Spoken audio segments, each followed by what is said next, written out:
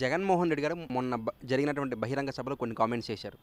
రండి అందరం అన్యాయంపై కలిసి పోరాడి మరోసారి గెలుద్దామని పిలుపునిచ్చారు. ఆ కామెంట్స్‌ని మీరు ఎలా చూస్తారు? ఏమన్నారండి? రండి అన్యాయంపై కలిసి నిజమే, జగన్మోహన్ రెడ్డి గారు పిలుపునిస్తున్నారు. రాష్ట్రంలో జరిగిన అన్యాయంపై కలిసి పోరాడండి అని. ఏ విధంగా అంటే చెప్పమంటారా అండి? ఈ జగన్మోహన్ రెడ్డి అరాచక ప్రభుత్వంలో ఎన్నో అన్యాయాలు, అక్రమణలు జరిగాయి. అందుకని రాష్ట్ర ప్రజల్ని ఇండైరెక్ట్గా ఇస్తూ ఉన్నాడు ఇండికేషన్. ఎందుకంటే అతని ఓటమిని తానే ఒప్పుకున్నాడు. తిరుపతిలో జరిగిన ఇండియా టుడే కాన్క్లేవ్లో నేను నవ్వుతూ దిగిపోతా అన్నాడు మన ప్రియతమ ముఖ్యమంత్రి జగన్మోహన్ రెడ్డి గారు. అందుకని ఆయన దిగిపోయే ముందు నా వంతుగా నేనే దిగిపోతా అంటే ప్రజలు ఈయన దించేయబోతున్నారు. ఎట్ట దించబోతున్నారంటే చరిత్రలో ఏ రాజకీయ నాయకుడికి ఇవ్వని ట్రీట్మెంట్ జగన్మోహన్ రెడ్డికి ప్రజలు ఇవ్వబోతున్నారు. ఘోర ఓటమి చవి చూడబోతున్నాడు. అందుకని ఆయన ఓటమిని ముందుగా గ్రహించి ఈ విధంగా ఇలాంటి మాటలు మాట్లాడుతున్నాడు. రేపు ఈ జగన్మోహన్ రెడ్డి ప్రభుత్వంలో నష్టపోయిన నిరుద్యోగులు, రైతులు, మహిళలు అందరూ సిద్ధమై ఈ జగన్మోహన్ రెడ్డి పైన పోరాడడానికి సిద్ధంగా ఉన్నారు, సంసిద్ధంగా. అందుకని తెలుగుదేశం పిలుపునిచ్చిన రా కదలరా అంటూ ఉన్న ప్రోగ్రాములకి తండోపతండాలుగా తరలి వస్తూ ఈ జగన్మోహన్ రెడ్డిని భూస్థాపితం చేసేదానికి సిద్ధమవుతూ ఉన్నారు. ఈ జగన్మోహన్ రెడ్డి సభలో కనీసం 30,000 మంది కూడా రాక, చంద్రబాబు నాయుడు గారి సభలకి 3 లక్షలు 4 లక్షలు ఈ విధంగా వస్తూ ఉంటే జగన్మోహన్ రెడ్డికి సభ కనీసం 30,000 కూడా రాకపోతే డ్రోన్ షాట్లు తీసుకొని ఆ డ్రోన్ షాట్లని ప్రమోట్ చేసుకుంటున్నారు సోషల్ మీడియాలో ఎలివేషన్లు. ఇప్పుడు రోజుటి వరకు ఒక్క లైవ్లో మాట్లాడిన జగన్మోహన్ రెడ్డి ఈరోజు తన వ్యంగ్యంగా ఏదేదో మాట్లాడుకుంటున్నారు. అంతే మతిస్థిమితం లేని జగన్మోహన్ రెడ్డి గారు. నేను అభిమన్యుడిని కాదు అర్జునుడు అంటా ఉన్నాడు. అభిమన్యుడు, అర్జునుడు అన్ని పెద్ద మాటలు ఎందుకన్నా, జగన్మోహన్ రెడ్డి ఒక పెద్ద భస్మాసురుడు. అందరినీ ఆ రోజు ప్రజలు నమ్మించి ఈరోజు వాళ్ళ రేపు ఆ ప్రజలే తన తలపైన భస్మాసుడు ఏ విధంగా అయిపోయాడో అదేవిధంగా జగన్మోహన్ రెడ్డి తలపైన తన చేయినే పెట్టి భస్మం చేయబోతున్నారు. ఇంకొకటి, ఇక్కడ అర్జునుడు అనే పేరు వాడే అర్హత ఈ గౌరవ ముఖ్యమంత్రి జగన్మోహన్ రెడ్డి గారికి లేదండి. ఎందుకంటే అర్జునుడితో ఇతను పోల్చుకోవడం ఏంటి?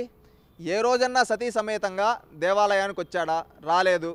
సరే, అతని వేరే మతస్థుడా అనుకుంటే ఆ మతం వాళ్ళపైన మిజోరాంలో కొన్ని వందల మంది పైన దాడి జరిగినప్పుడు ప్రశ్నించాడా? లేదు. దీన్ని బట్టి అతని ఎలాంటి వాడో అర్థం చేసుకోవచ్చు. ఇంకొకటి, అర్జునుడితో పోల్చుకునే అర్హత జగన్మోహన్ రెడ్డికి తన పరిపాలనలో ఏ రోజు ఎదురొచ్చి మాట్లాడిన వాళ్ళని చంపలేదు అర్జునుడు. ఏ రోజు ప్రజా సంపదని దూరం చేయలేదు అర్జునుడు. అదేవిధంగా ప్రజలని ఏ రోజు బాధలు పెట్టలేదు అర్జునుడు. ఈ విధంగా చెప్పుకుంటూ పోతే ఏ రోజు జగన్మోహన్ రెడ్డి గారి పరిపాలనలో అర్జునుడికి పోలిక ఏంటి మాటలా అది?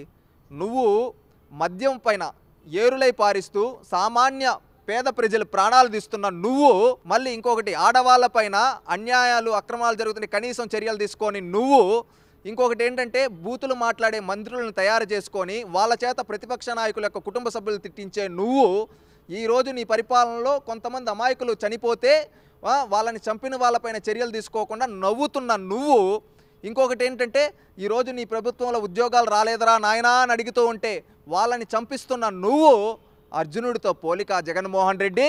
నీకు ఉండే పేరు ఇవన్నీ చేసే నీకేంటో తెలుసా? సైకో అంటూ ఉన్నారు. నీకు ఆ పేరే కరెక్టు, నీకు ఆ పేరే ముద్దు అంటున్నారు ప్రజలు. నువ్వు అర్జునుడితో పోల్చుకోవడమా? జనాలు ఉమ్ముతున్నారయ్యా, ఉమ్ముతున్నారు. అర్జున, పల్గుణ, పార్థ, కిరీటి, సవ్యసాచి, ధనంజయ అని ఈ విధంగా ఒక 10 రకాల పేర్లు చెప్తే మన దగ్గరికి పిడుగులు పడవని చెప్పి నమ్మకం ఉంది హిందువులకి. ఈరోజు నీ పరిపాలనలో పడే పిడుగులకి ప్రజలు సతమతమవుతున్నారయ్యా. నువ్వు అర్జునుడితో పోల్చుకుంటావా? అర్జునుడికి నీకు పోలిక. నువ్వు నికృష్టుడివి.